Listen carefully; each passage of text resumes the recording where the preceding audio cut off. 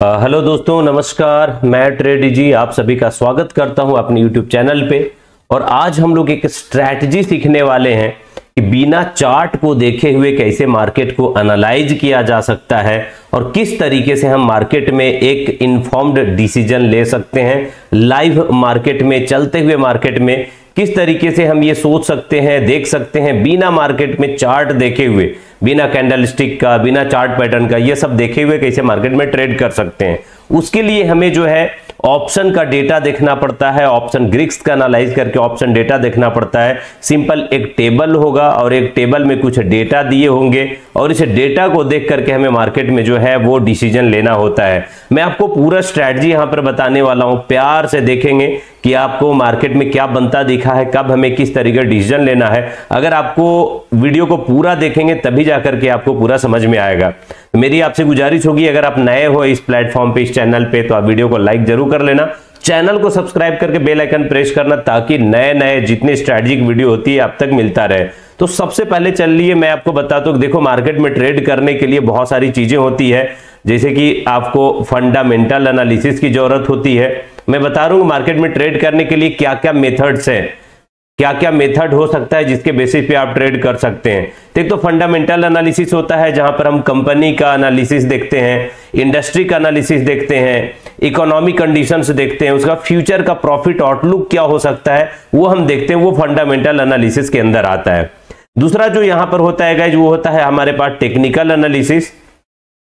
और technical analysis के माध्यम से भी स्टॉक मार्केट में ट्रेड किया जाता है, ट्रेड किया जा सकता है, जिसमें हम मूविंग एवरेज देखते हैं, चार्ट्स वगैरह देखते हैं, कैंडलस्टिक पैटर्न देखते हैं, इंडिकेटर को देखते हैं और कुछ ऑसिलेटर्स वगैरह को देखते हैं। ये आपका टेक्निकल एनालिसिस के अंदर आता है। उसके बाद आता है गाइस तीसरा जो हमारे पास सबसे अच्छा और एक इंफॉर्मेशन होता है वो होता है स्टैटिस्टिकल एनालिसिस।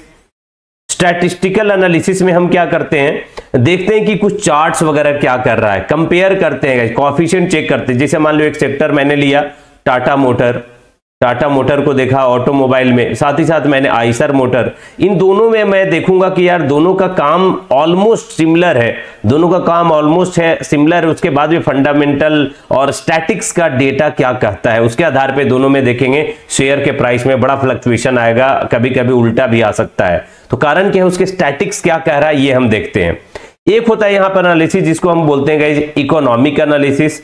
इकोनॉमिक एनालिसिस जब हम देखेंगे, अभी चार्ट के साथ सारा यहां पर दिख रहा होगा, चार्ट के एक प्रेजेंटेशन के द्वारा आप देखने की कोशिश कर सकते हैं, वीडियो को थोड़ा सा पॉज करके भी आप देख सकते हैं। इसमें बिजनेस के, इंडस्ट्री का एनालिसिस किया जाता है, फाइनेंशियल स्टैटिस्टिकल एनालिसिस किया जाता है, प्राइस का एनालिसिस किया जाता है, रिस्क का एनालिसिस किया जाता है, पोर्टफोलियो की स्ट्रैटेजी क्या होगा, ये सारा कुछ देखा जाता है। अगर आपको स्टॉक मार्केट में सक्सेस होना है तो ये चारों चीज को देखा जाता है, चारों चीज के ऊपर एनालाइज किया जाता है। बहुत सारे हेज फंड होते हैं, बहुत सारे स्टॉक मार्केट में जो ट्रेडर हैं, इन्वेस्टर हैं, वो सिर्फ और सिर्फ किसी एक पैटर्न पे भी ट्रेड कर लेते हैं। तो यहां पर हम लोग जो है गाइस टेक्निकल एनालिसिस वाले हैं, लेकिन मैंने आपको जैसा कि बताया पहले ही, आज जो हम एनालाइज करेंगे यहां पर हमें चार्ट देखने की बिल्कुल भी जरूरत नहीं है। उसके लिए हमें क्या देखना है, ऑप्शन का डेटा देखना है। ऑप्शन का डेटा देखना आता है। ऑप्शन डेटा में गाइस, ऑप्शन का डेटा जो होता है वो कुछ ऑप्शन के ग्रिक्स के द्वारा बने होते हैं, ऑप्शन ग्रिक्स के द्वारा, जिसमें आपके पास डेल्टा होता है, गामा होता है, थीटा होता है, वेगा होता है और रो होता है। इतने सारे जो एलिमेंट्स हैं, ये सारे एलिमेंट्स पैरामीटर के द्वारा जो होता है वो एक ऑप्शन में प्रीमियम बनता है। उतना डिटेल में हम लोग इसको बाद में देखेंगे और इसको देखना बहुत ज्यादा जरूरी नहीं है। जो सबसे इंपॉर्टेंट है मैं आपको यहां पर बताऊंगा कि एक टेबल होगा, इस टेबल में कुछ डेटा दिए होंगे और इस टेबल के डेटा को देख करके और हम एनालाइज करते हैं और ये फाइंड आउट करने का कोशिश करते हैं कि मार्केट में कहां पर सपोर्ट बन रहा है और कहां पर रेजिस्टेंस बन रहा है। चार्ट में नहीं बल्कि डेटा को देखकर, टेबल में जो डेटा दिया होगा उसको देखकर हम सपोर्ट और रेजिस्टेंस फाइंड आउट करने की कोशिश करते हैं। अगर आपको सपोर्ट और रेजिस्टेंस नहीं मालूम है क्या होता है, मैं आपको बता दूं, यहां पे प्रेजेंटेशन आपके सामने दिख रहा होगा कि ट्रेड कैसे सपोर्ट रेजिस्टेंस पे किया जाता है। एक आपको सपोर्ट दिख रहा होगा, एक रेजिस्टेंस दिख रहा होगा। जो सपोर्ट है हमारे पास, मार्केट उस लेवल से लगातार ऊपर जाता है, यहां पर सपोर्ट के लेवल पे जो सेलर होते हैं उसके नीचे सेल नहीं करना चाहते हैं, और रेजिस्टेंस होता है उसके ऊपर बायर बाय नहीं करना चाहते। लेकिन जब एक रेजिस्टेंस एक बार टूट जाता है ब्रेक हो जाता है तो वही लेवल सपोर्ट बनता है, इसको हम CIP भी कहते हैं। तो यहां पर हम सपोर्ट रेजिस्टेंस को देख रहे हैं आपके सामने जो प्रेजेंटेशन में, ये सपोर्ट होगा, लगातार वहां से बाइंग आती है, रेजिस्टेंस होता है जहां से सेलिंग आती है। ये सारा चीज हमें डेटा के द्वारा देखना है और उसके आधार पे ऑप्शन में हम लोग जो है वो ट्रेड करने की कोशिश करते हैं। मैं अभी आपको एक ग्राफ दिखाने वाला हूं, एक चार्ट दिखाने वाला हूं गाइस, ग्राफ नहीं बल्कि एक डेटा दिखाने वाला हूं। जैसे यहां पर देखिए मैंने ओपन किया हुआ है ऑप्शन ट्रेडर धन का ये पूरा जो है इंटरफेस है। धन के इंटरफेस में आपको यहां पर दिख रहा होगा कि स्ट्रैटेजी बिल्ड करने के लिए निफ्टी का है, बैंक निफ्टी का है, फिन निफ्टी है, मिड कैप निफ्टी का है। आप साथ ही साथ देखोगे यहाँ पर एनएससी का डेटा में बीएसई करेंसी है, बीएसई इंडेक्स है, एमसीएक्स है, एमसीएक्स जिसमें कि crude oil, natural gas, commodity वगैरह के जो सारे सेगमेंट आते हैं। एनएससी में करेंसी जो होते हैं वो भी यहाँ पर है, एनएससी का इंडेक्स है, वो सारा कुछ यहाँ पर आता है। तो हमारे सामने एनएससी इंडेक्स लगा है, आप चाहे तो कोई स्टॉक स्पेसिफिक यहाँ पर सर्च कर सकते हो, जैसे टाटा मोटर का, टीसीएस का, आपको सर्च करना है कि उसका ऑप्शन का डेटा क्या कह रहा है, कहां सपोर्ट रेजिस्टेंस बनेगा, वो भी आप यहां पर चेक कर सकते हैं। चलिए मैं सबसे पहले निफ्टी के बारे में देखता हूं। यहां पे निफ्टी है, आपको करना क्या है, स्ट्रैटेजी बिल्डर में मैंने निफ्टी लगा, यहां पर आपको ये जो दिख रहा है ना व्यू ऑप्शन चेन, ये वाला पॉइंट को आप ध्यान से देखें। यहां पर आपको व्यू ऑप्शन चेन का जो ऑप्शन दिख रहा है, मैं इस पे क्लिक करूंगा। जैसे ही व्यू ऑप्शन चेन पे मैं क्लिक करता हूं तो हमारे सामने एक बड़ा जबरदस्त इंटरफेस ओपन हो रहा है। ऑप्शन ट्रेडर वेब बाय धन यहां पे आप देखोगे ओपन होकर के हमारे सामने ये आ गया है। अब हम ये डेटा को देखकर, जो डेटा आपके सामने दिख रहा है, इस डेटा को देख करके मार्केट में हमें एनालाइज करना है कि मार्केट का क्या सपोर्ट बनेगा, मार्केट का क्या रेजिस्टेंस बनेगा, कौन सा लेवल पे क्या करना है वो देखेंगे। जैसे यहां पर ओपन किया ना तो आप देख रहे होंगे एट दी मनी में कुछ इंप्लाइड वोलेटिलिटी क्या है, इंप्लाइड वोलेटिलिटी का परसेंटेज चेंज किया है। डेज ऑफ एक्सपायरी अगर आप देखेंगे चूज कर सकते हैं, 21 मार्च को एक्सपायरी होता है, 28 मार्च को है, 4 अप्रैल को है, 10 अप्रैल को, इस तरीके से हर एक्सपायरी के हिसाब से डेटा चेंज होता है। अभी जो मैंने रखा आप 21 मार्च का भी आप देख सकते हैं, जो लेटेस्ट वाला एक्सपायरी होगा, बट मैंने यहां पर 28 मार्च का लिया है। थोड़ा सा एक ब्रॉडर टाइम मैं लेकर के चलता हूं कि एक ऑप्शन ट्रेडर के लिए क्या बन सकता है। आप देखोगे साथ ही साथ कि इसका लॉट साइज देता है, पीसीआर का डेटा अभी करंट लेवल पे 1.16 है। अगर आप 28 मार्च का डेटा देख रहे हो तो आपका 1.16 पीसीआर पुट कॉल रेशियो यहां पर आपको दिख रहा है, उसके हिसाब से भी मार्केट में डिसीजन लिया जाता है। अब आपको मैं दिखा रहा हूं गाइस, यहाँ पे कि थीटा डेटा वेगा वगैरह यहाँ पे दिख रहा है। यहाँ पे आप चाहो तो हर सारे डेटा को यहाँ पे ओपन कर सकते हो, लेकिन मैंने इनको हटा दिया है, अभी फिलहाल मुझे इनकी जरूरत नहीं है। मैं सिर्फ ऑप्शन का जो ओआई डेटा और परसेंटेज डेटा है उसके हिसाब से एनालाइज करने वाले हैं। तो मैं ये मान करके चलता हूं कि आप लोग को ये बात पता होगा पहले से कि कॉल बाई क्या होता है। जब मार्केट आपको लगता है कि किसी एक पार्टिकुलर लेवल से ऊपर जा सकता है तो आप कॉल को बाई करते हो। आपको लगता है कि यार इस लेवल से मार्केट जो है नीचे जा सकता है तो ऑप्शन सेलर क्या करते हैं, कॉल को सेल करते हैं। मैं आपसे ये उम्मीद करता हूं कि आपको पता होगा कि पुट बाई क्या होता है। मार्केट आपको लगता है एक पार्टिकुलर लेवल से डाउन साइड जा सकता है तो लोग पुट बाई करते हैं। पुट बाई में भी आप एटीएम, ओटीएम और आईटीएम क्या बाई करते हो आपके ऊपर है। साथ ही साथ आप यहां पे देखोगे पुट को सेल किया जाता है। मुझे पता है कि आप लोग को ये बात मालूम होगा कि पुट सेल का मतलब क्या होता है। मार्केट आपको लगता है कि आपके डायरेक्शन से क्या कर सकता है, वहां पर आप जो है जैसे कि कॉल बाई किया, आपने कॉल सेल किया कि मार्केट के एक ऊपर लेवल से डाउन साइड में जाना है, आपने शॉर्ट किया, पुट सेल किए, मुझे लगता है एक पार्टिकुलर लेवल से मार्केट ऊपर जा सकता है तो यहां पर हम पुट सेल करते हैं ऑप्शन सेलर के हिसाब से। साथ ही साथ मैं आपसे क्लियर कर दूं कि यहां पर जो ये डेटा दिख रहा है कॉल और ये पुट, ये बायर के हिसाब से नहीं है बल्कि ये सेलर के हिसाब से है। क्योंकि मार्केट में जो मैं ये मान करके चलता हूं कि जो ऑप्शन सेलर होते हैं, जो ऑप्शन सेलर्स होते हैं, उनके पास मनी ज्यादा होता है, 1000 करोड़ 100 करोड़ से ट्रेड करते हैं। जो इंस्टीट्यूशंस होते हैं, इंस्टीट्यूशन मतलब कि एफआईआई, डीआईए वगैरह होते हैं, वो मैं वहां पर ट्रेड करते हैं गाइस 100 करोड़ से, 1000 करोड़ से, 10,000 करोड़ से। मान लो कि यहां पर ये ट्रेड कर रहे हैं तो ये 1% 2% अगर इंट्राडे में निकालने के लिए ट्रेड करते हैं। बड़ा कैपिटल अगर 1% भी ये उठा लेते हैं तो इनको बहुत बड़ा प्रॉफिट होता है, ह्यूज प्रॉफिट। तो ये जो डेटा दिया हुआ होता है ना, ये ऑप्शन सेलर के हिसाब से दिया हुआ है। ये बात आपको क्लियर होना चाहिए। ये कॉल सेलर के हिसाब से ये डेटा है, ये पुट सेलर के हिसाब से डेटा है। कॉल को सेलर करने का मतलब ये हो गया कि मार्केट जो है यहां से ये डाउन साइड का ट्रेड करने वाले लोग हैं, डाउन साइड में। पुट सेलर का मतलब ये हो गया कि मार्केट को अपसाइड का इनका व्यू लगता है, अपसाइड में मार्केट जा सकता है, तो वो क्या करते हैं, पुट को सेल करते हैं। जब आपको लगता है मार्केट नीचे जाने वाला है तो आप पुट को बाई करते हैं। लेकिन ऑप्शन सेलर जब लगता है कि मार्केट यहां से ऊपर जा सकता है, क्या करेंगे, पुट को शॉर्ट करते हैं, पुट को सेल करते हैं। इसे हम पुट राइटिंग भी कहते हैं। जिसे पुट राइटिंग, इसको हम बोलते हैं कॉल राइटिंग। ये सारे कुछ कुछ टर्म्स हैं जो मैंने आपको यहां पर बताने की कोशिश किया है। अब ये जो डेटा आपको दिख रहा है ना, मैं इसके हिसाब से क्या क्या दिख रहा है थोड़ा ध्यान से देखें। ऊपर में आपको एक कलर दिख रहा होगा गाइज, ये जो कलर दिख रहा है ना ऊपर में, ये थोड़ा सा चेंज करेंगे यहां पर तो आपको कलर अलग अलग दिखेगा। ये डेटा का इस तरफ का कलर जो आपको दिख रहा है थोड़ा सा येलोइश, इधर देखेंगे थोड़ा सा ग्रीनिश या ब्लूइश आपको दिख रहा होगा, ये इन दी मनी होता है। क्या होता है, ये इन दी मनी का ट्रेड होता है, यानी इसको हम ITM बोलते हैं। ये है इन दी मनी का ट्रेड है। इन दी मनी का थोड़ा प्रीमियम हाई रहता है, इसको हम ITM कहते हैं। और ये जो आपको व्हाइट में दिख रहा है ना, ये व्हाइटिश, इसको हम OTM बोलते हैं, out of the money, out of the money, this is called out of the money. ये आपका OTM कहलाता है। यहां पर जो ये दिख रहा है ना आपको, इसको हम ATM बोलते हैं, ATM at the money price, at the money price हम इसको बोलते हैं।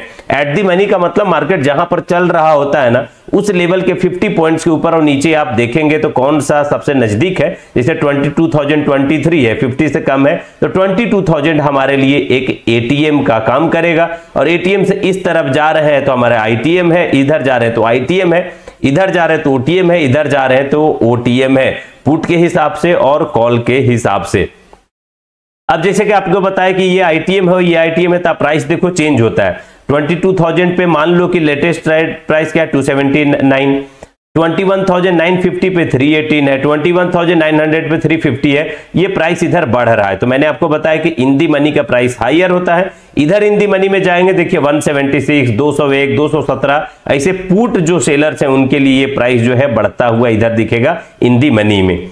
अब हम देखते हैं सपोर्ट और रेजिस्टेंस के हिसाब से। जैसा कि आपको बताया कि मार्केट में हमारे पास एक सपोर्ट और रेजिस्टेंस होता है। मार्केट आएगा इसी लेवल से ऊपर जाएगा, फिर आएगा तो यहीं से ऊपर जाएगा, अगर ऊपर जाता है तो यहां से नीचे आता है, फिर यहां से ऊपर जाएगा, यहां से नीचे आएगा। तो ये जो होता है हमारे लिए रेजिस्टेंस होता है, ये सपोर्ट होता है। तो ये हमें डेटा के हिसाब से फाइंड आउट करना है। डेटा हमारे लिए क्या कहती है, ये जो टेबल फॉर्मेशन आपको दिख रहा है ना, इस डेटा के हिसाब से हम एनालाइज करेंगे कि मार्केट में कहां पर रेजिस्टेंस बन रहा है और कहां पर सपोर्ट बन रहा है। उसके हिसाब से हम क्या करेंगे, यहां पर रहेगा तो हम इसे शॉर्ट कर सकते हैं, यहां पे रहेगा तो यहां पर हम शॉर्ट करेंगे ऑप्शन सेलर के हिसाब से। यहां पे रहा, मुझे लगता है ऊपर गया, यहां से हम कॉल शॉर्ट कर देंगे। यहां पर आया ऊपर जा सकता है तो यहां पर हम क्या करेंगे, पुट को शॉर्ट कर देंगे। और दोनों तरीके, या तो आप हेज कर सकते हैं और अलग अलग स्ट्रैटेजी भी होता है। जैसे कि आप देखेंगे यहां पर बहुत सारे स्ट्रैटेजी बनता है। जब स्ट्रैटेजी बिल्डर में जाएंगे ना, तो स्ट्रैटेजी बिल्डर में आप चेक कर सकते हैं, प्री बिल्ट स्ट्रैटेजी होता है बहुत सारे मार्केट का।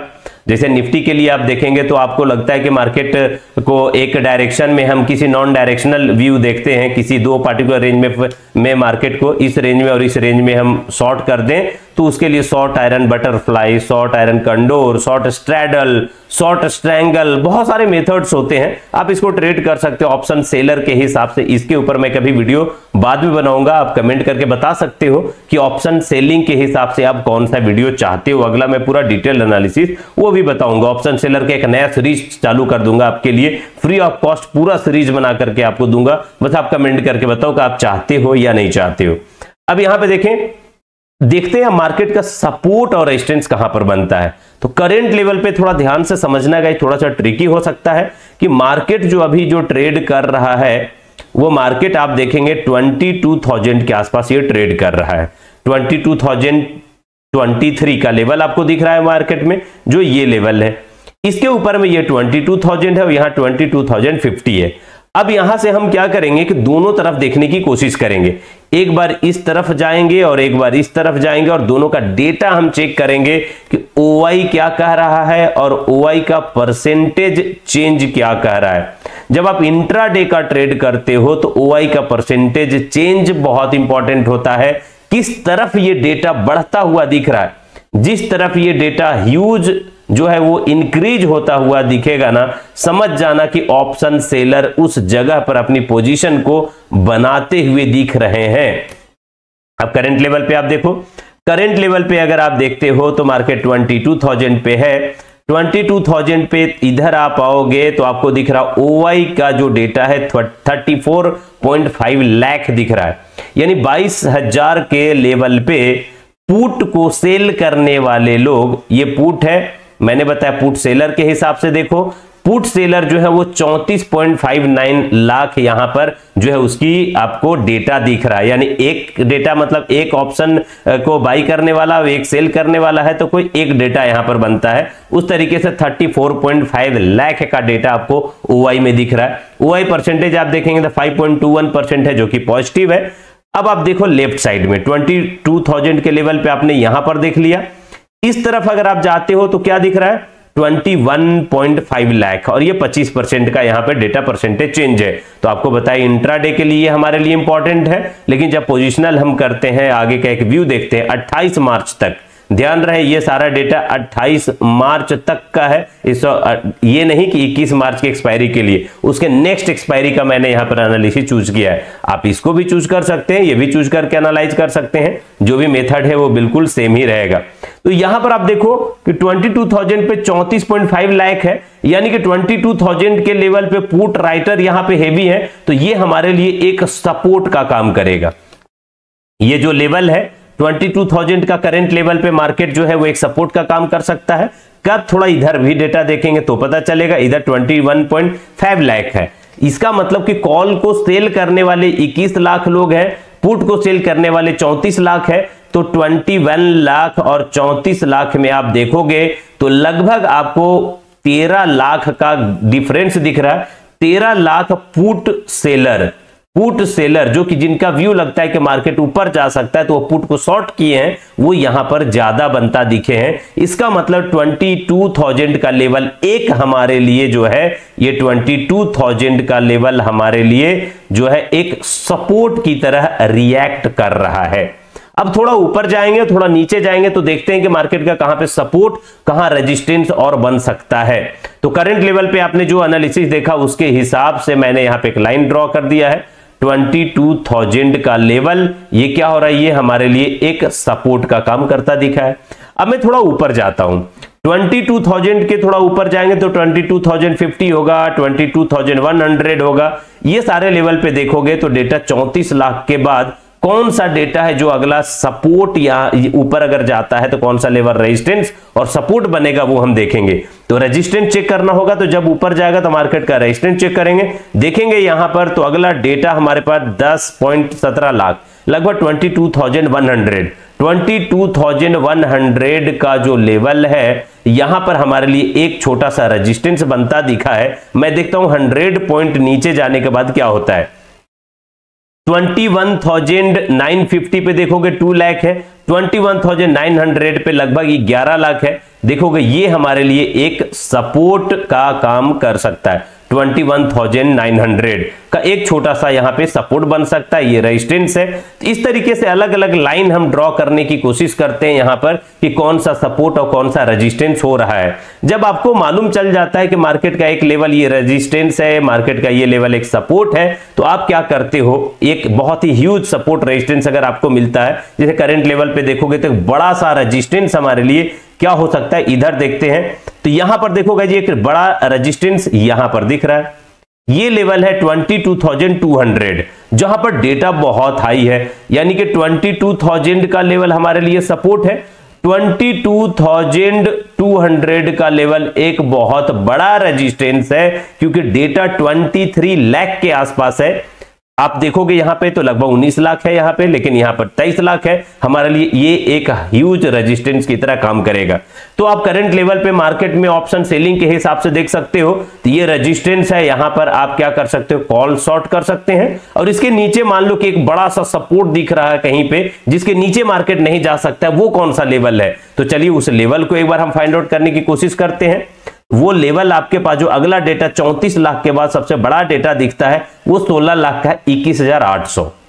आप यहां पे देखोगे तो 21,800 पे 16 लाख के आसपास है। यहां पर देखोगे तो लगभग 2 लाख है। तो ये 16 से 17 लाख का हमारे पास बड़ा जबरदस्त लेवल है, 21,800 का लेवल। अब हम क्या कर सकते हैं, कि 22,200 का लेवल एक रेजिस्टेंस है और 21,800 का लेवल एक सपोर्ट है। इसका मतलब यह है कि मार्केट इसके ऊपर जाता हुआ नहीं दिख रहा है करंट डेटा के हिसाब से।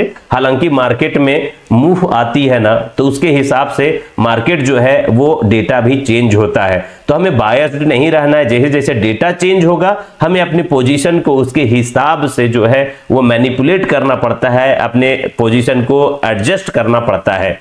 तो करंट लेवल पे जो डेटा दिखता है उसके हिसाब से 22,200 का लेवल एक रेजिस्टेंस है, यहां पर रेजिस्टेंस है, और करंट लेवल पे देखेंगे तो 21,800 एक बहुत जबरदस्त सपोर्ट है। यानी मार्केट इसके नीचे जो है वो नीचे जाता हुआ नहीं दिख रहा है, मार्केट इसके ऊपर नहीं जाता दिखा है।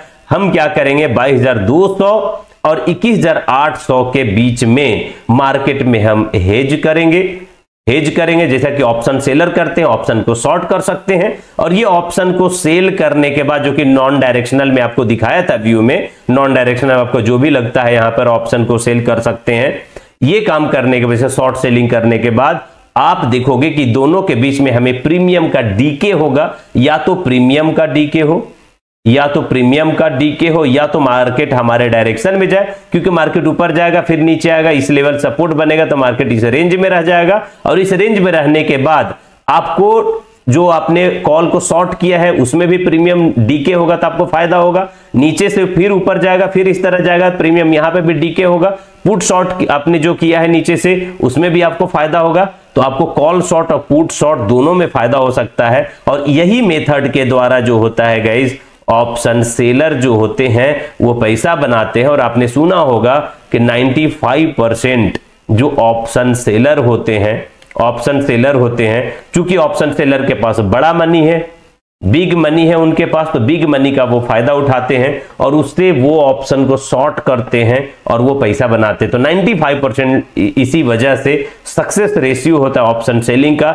5% ऑप्शन बायर जो कि अगर प्रॉपर रिस्क मैनेजमेंट को फॉलो करें तो वो भी मार्केट में सक्सेस कर सकते हैं यहां पर। लेकिन ऑप्शन सेलर बहुत अच्छा प्रॉफिट करते हैं, क्योंकि उनके पास, मैं ये मान के चलता हूं, बड़ा पैसा है, बड़ा इंफॉर्मेशन है, मार्केट में उनके पास न्यूज है, हमसे पहले मालूम होगा, तो कहीं ना कहीं वो हमसे बहुत आगे हैं, तो वो हमेशा प्रॉफिट कर सकते हैं, हमसे बहुत ज्यादा प्रॉफिट कर सकते हैं, ज्यादा बार कर सकते हैं, परसेंटेज ऑफ सक्सेस रेट उनका अच्छा हो सकता है। इसीलिए मार्केट को हमेशा ये डेटा ऑप्शन सेलर के हिसाब से दिया जाता है और हमें उन्हीं के हिसाब से ओआई डेटा को देखकर एक सपोर्ट और एक रेजिस्टेंस को फाइंड कर सकते हैं और उसके हिसाब से मार्केट में एक इन्फॉर्म्ड डिसीजन ले सकते हैं। गाइस, अगर आपको ये वीडियो कैसा लगा है मुझे जरूर कमेंट बॉक्स में बताइएगा कि आपको कुछ हेल्प मिला या नहीं मिला ओआई डेटा को देखने के लिए, सीखे या नहीं सीखे। आप और कौन सा टॉपिक पे वीडियो चाहते हो मुझे कमेंट बॉक्स में आप जरूर बताना। मैंने बहुत मेहनत किया है इस वीडियो के लिए। आपसे उम्मीद करता हूं कि आप वीडियो को लाइक और वीडियो को कमेंट करके मुझे एक प्यार जरूर देंगे, वीडियो को आगे फॉरवर्ड जरूर करेंगे और वीडियो को आगे लोगों तक शेयर जरूर करेंगे जो स्टॉक मार्केट में ट्रेड करते हैं। मैं आपको बता दूं, यहां पर जो भी मैंने वीडियो बनाया है ये एक लर्निंग पर्पस के लिए है, एक एजुकेशन पर्पस के लिए है, ताकि आपको मार्केट में ट्रेड करने के पहले कुछ इंफॉर्मेशन हो, इन्फॉर्म्ड प्रायर डिसीजन हो और उसके हिसाब से आप मार्केट में जो है वो एक एनालिटिकल अप्रोच लगा करके आप ट्रेड कर सकते हैं, ये मैं मान के चलता हूं। अगर वीडियो अच्छा लगा हो तो प्लीज लाइक कमेंट शेयर जरूर करना। आज मैं आपके साथ यहीं पे विदा लेता हूं। अपना प्यार बनाए रखिएगा। Thank you, thanks a lot.